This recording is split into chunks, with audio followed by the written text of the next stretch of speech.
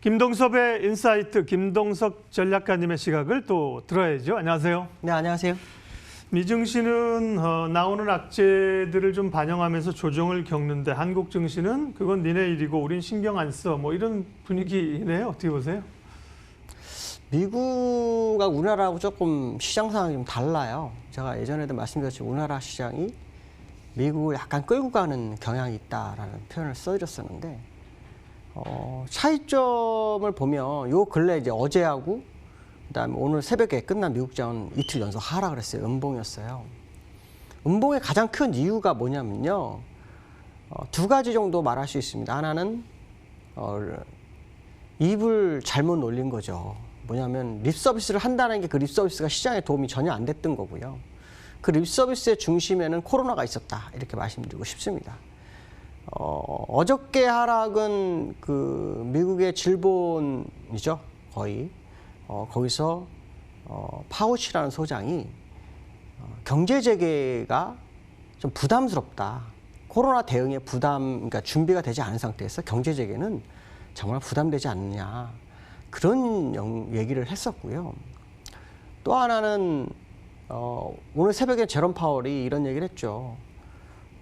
코로나로 인한 경제 침체가 상당히 지속될 수 있다. 장기화될 수 있다. 이런 얘기를 했습니다. 근데 사실 누구나 아는 사실을 굳이 왜 언급했을까에 대한 생각입니다. 그러니까 어떻게 보면 현실을 직시시키기 위해서 얘기를 한 것은 맞는 것 같다. 그러나 분명한 것은 뭐냐면 지금은 어차피 그거 다 알고 유동성을 공급하고 제로금리로 가서 시장을 이끌고 가고 있는 상황인데 굳이 이걸 얘기해서 시장을 흔들 이유가 있었을까? 이 부분이었습니다. 그럼 미국과 우리의 차이점이 뭐냐? 우리나라는 코로나가 절정을 찍고 내려와서 물론 요즘 이태원 때문에 뭐 2차 감염 뭐 해가지고 좀 조금 약간 문제가 되고는 있지만 그래도 우리 국민이 느낄 수 있는 공포의 순간이 지나갔거든요. 그러니까 지금은 그냥 받아들이는 정도의 상황이 된 거예요. 근데 미국은 아직 그 상황이 아니죠. 우리나라는 아시겠지만 그렇게 많이 죽지도 않았고 미국은 6만 명 넘게 죽었어요. 그러니까 미국은 굉장히 부담스러운 거예요. 그러다 실업률이 14.7% 정도 되죠. 22%까지 갈 거다. 그러다 보니까 시장에서 뭐 굉장히 좀 불안한 양상의 모습의 뉴스가 이런 게 굉장히 나오는 그런 상황이라는 거죠. 그러니까 미국과 우리는 지금 굉장히 다른 상황입니다. 그래서 미국의 기술적 분석을 보면 우리는 빠져야 됩니다. 많이. 적어도 뭐 3, 4% 빠져도 할 말이 없는 자리입니다. 그러나 분명한 것은 뭐냐면 시장을 흔들고 있는 것은 코로나가 맞고 코로나에 대한 상황이 미국과 우리가 다르다. 이걸 본다면 우리나라는 빠질 이유가 전혀 없다는 거예요. 또 미국은 공포감 때문에 매수를 못하고 있지만 우리나라는 뭐 맞을지는 모르겠지만 동학개미 운동해가지고 개미들이 막 주식을 사는 그런 상황이잖아요. 그래서 뭐 ETF 같은 원유 ETF에도 우리나라 막 1조씩 들어갑니다. 개미들이. 그 정도로 좀 시장에 그 수급의 변화가 좀 있는 상황이라는 거죠. 자, 이런 부분들을 감안하면 지금 시장의 모습을 보면 미국과 우리가 차이가 날 수밖에 없는 게 아니냐. 자, 그 말씀을 드리고 싶고요.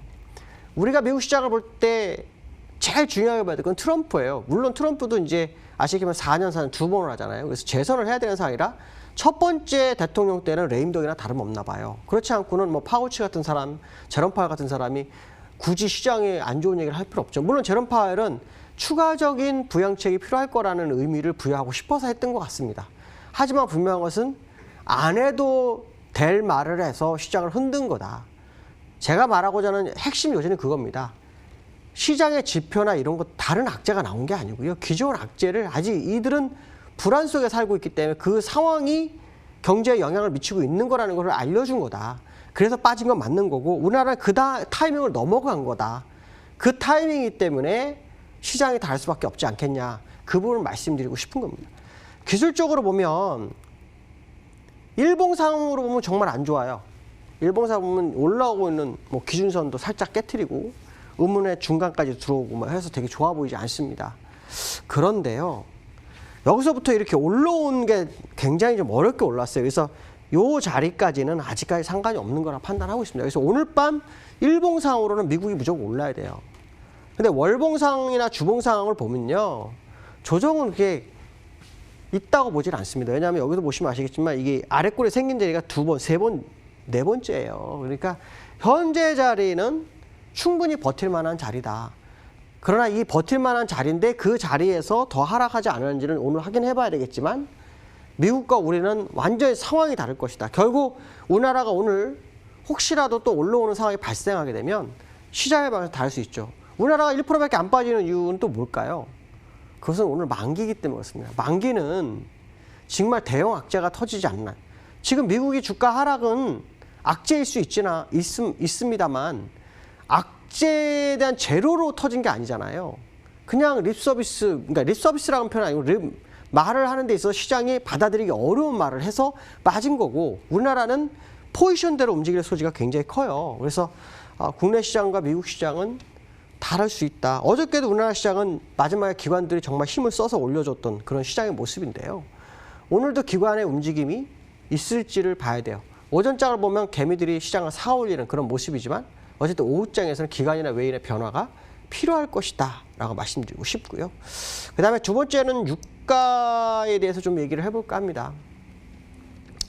지금 시장에서는 여러 가지 생각을 많이 하는 것 같아요.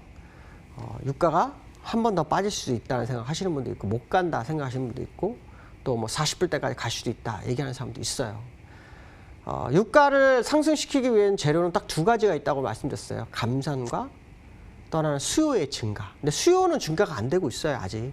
중국이 물론 뭐 경기 활성화하고 뭔가를 하면 수요가 증가될 수밖에 없겠지만 아직은 그 타이밍이 처음이잖아요. 시발점, 그러니까 출발점 정도가 되고 있어요. 출발점이기 때문에 아직 시간이 필요하죠. 그러다 보니까 사우디아라비아에서 하는 말이 오펙에서 하는 말이 뭐냐면 감산, 그러니까 지금 960만 배럴 감산을 하고 있는데 이거를 유지를 원한다 이런 표현을 씁니다. 근데 사실은 추가 감산이 필요해요.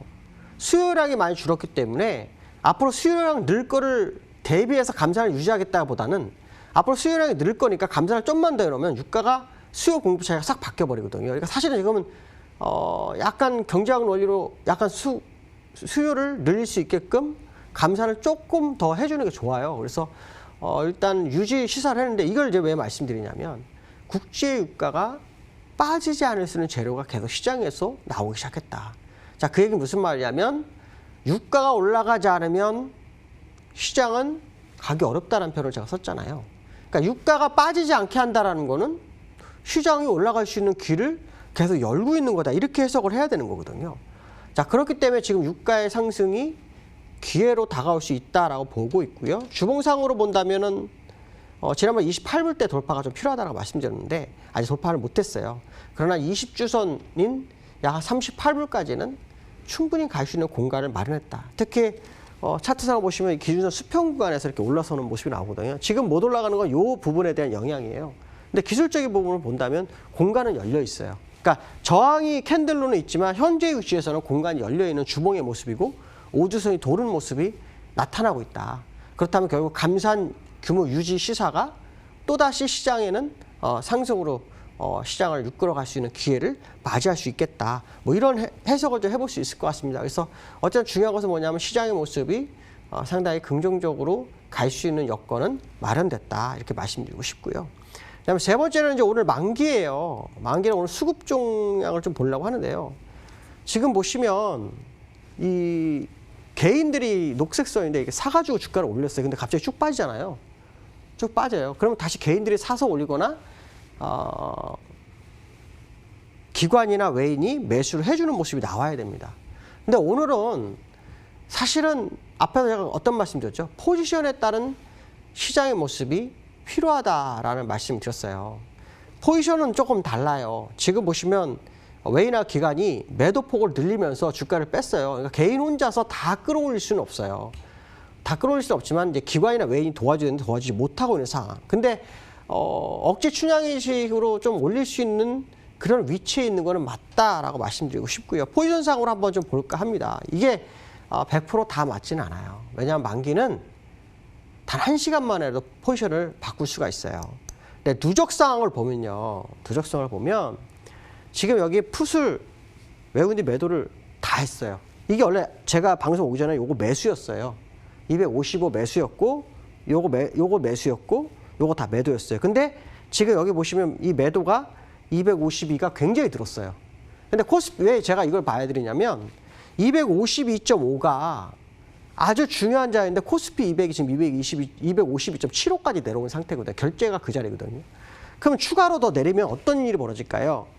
기관들이 수익이 엄청 커집니다. 근데 외국인들이 그걸 허용하겠냐 이거 부분이죠.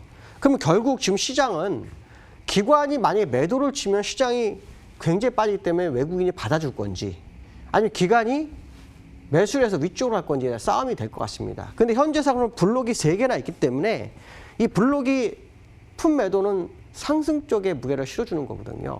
이게 깨질 거냐에 대한 의문점을 가져야 되면 제가 볼 때는 쉽지 않습니다.